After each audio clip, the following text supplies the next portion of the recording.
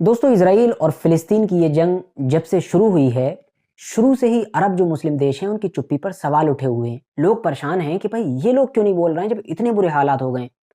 मगर कितना भी कुछ हो जाए इन लोगों के ऊपर कोई फर्क नहीं पड़ रहा। उल्टा ये तो बिल्कुल पहले की तरह या पहले से भी अच्छी आलीशान जिंदगी गुजार रहे हैं।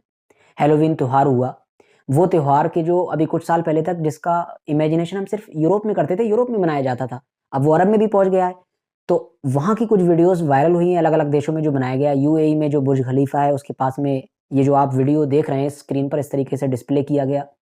यूएई को तो जो दुबई है यूएई उसे तो छोड़ ही दीजिए, सऊदी अरबिया में तो खूब फेस्टिवल हुआ है बढ़िया भी बिल्कुल कुछ दिन पहले।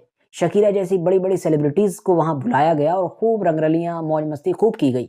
ऐसे वक़्त में कि जब फ़िलिस्तीन के इतने बुरे हालात हैं कि हम ये कह सकते हैं कि गाज़ा दुनिया की जहन्नम बन चुका है। पूरे के पूरे शहर मलबे में बदल गए हैं, हज़ारों बेगुनाह लोग मारे गए हैं और वो भी ऐसे लोग कि जिनमें आधे से भी ज़्यादा बल्कि ये कहिए 2/3 2/3 जो हैं वहाँ पर बच्चे और औरतें ही हैं मरने वाले। और जो बचे हुए लोग भी हैं मर्द उनमें भी ज़्यादातर बूढ़े लोग हैं, बाकी नौजवान लोग हैं। तो ऐसे हालात में भी ये लोग खूब मस्ती में अपनी ज़िंदगी गुज़ार रहे हैं और बिल्कुल कुछ नहीं बोल रहे हैं।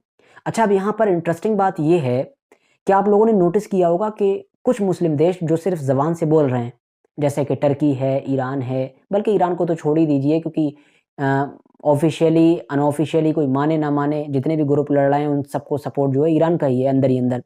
तो ईरान खुद भले ही जंग में नहीं उतर रहा है लेकिन इस वक़्त जितने भी ग्रुप इज़राइल से जंग लड़ रहे हैं, वो ईरान के ही बलबूते पर लड़ रहे हैं। उनकी फंडिंग या फिर उनके हथियार वग़ैरह सब उसी के ऊपर डिपेंड है पिछले कई सालों से। तो टर्की और ईरान की अगर मिसाल ले भी ली जाए तो जितने भी देश ये जो ज़बान से बोल रहे हैं या इनके अलावा भी, आप गौर करना वो सारे वो देश हैं कि जो मुस्लिम तो हैं मगर अरब नहीं हैं। टर्की तुर्क कौम के हैं, ईरान भी पर्शियन हैं, अरब नहीं है। याद रखना मुस्लिम हैं, अरब नहीं है वो लोग।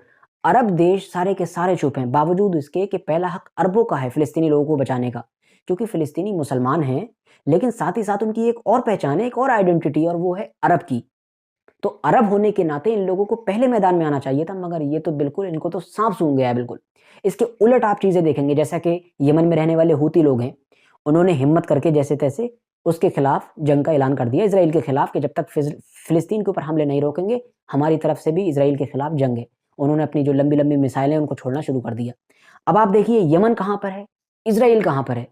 बिल्कुल दुनिया के नक्शे में देखकर ही लगता है कि ये इम्पॉसिबल है कि यमन इज़राइल से जंग कर सके, लेकिन उसके बावजूद भी उन लोगों ने हिम्मत दिखाई और मिसाइलें छोड़ना शुरू कर दी। लेकिन अब उस पर अरब देशों ने क्या किया?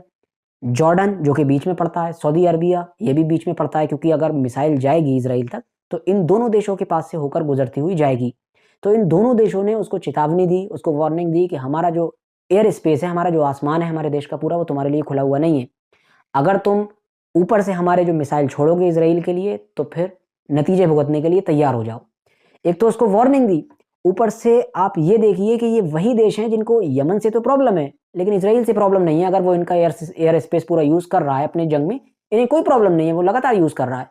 और एक चीज़ और देखिए, लगातार ये लोग कनेक्शन में बने हुए हैं अमेरिका के, दोनों ही देश जॉर्डन भी, सऊदी अरबिया भी, कि अब बहुत जल्द ही अपने देश में एयर डिफेंस सिस्टम लगाने वाले हैं। मतलब ताकतवर एयर डिफेंस सिस्टम जो अमेरिका के पास है वो लगाएँगे ताकि कोई अगर मिसाइल वगैरह छोड़ी जाती है यमन-वमन की तरफ से या किसी और छोटे ग्रुप की तरफ से भी, तो उसको ये लोग इंटरसेप्ट कर सकें, उसको ऊपर ही मारकर गिरा सकें। इनका कहने का मतलब ये है कि हम अपनी हिफाज़त के लिए कर रहे हैं क्योंकि इधर-उधर से अब हमारे देश के ऊपर से मिसाइलें गुज़र रही हैं।